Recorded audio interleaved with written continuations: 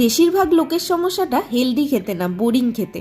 আর সেই সব লোকেদের মধ্যে আমি নিজেও পড়ি। তাই নতুন নতুন রেসিপির হেলদি ভার্সান আমি নিজেও বানাতে পছন্দ করি আর আমার ক্লায়েন্টসদেরও দেওয়ার চেষ্টা করি। আজকে যেটা বানাতে চলেছি সেটা হলো মহারাষ্ট্রিয়ান একটা অথেন্টিক ডিশ, থালি পিঠেরই হেলদিয়ার ভার্সান।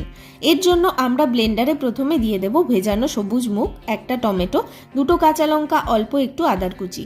কোনো রকম জল ছাড়াই ব্লেন্ড করে নিতে হবে। এরপর এর মধ্যে দিয়ে দিতে হবে ওটসের ফ্লাওয়ার আর ফ্ল্যাক্স সিড পাউডার, কুচনো ধনেপাতা, পেঁয়াজ কলি, পেঁয়াজ, রসুন, কিছুটা গোলমরিচের গুঁড়ো, ধনের গুঁড়ো আর পরিমাণ মতো নুন।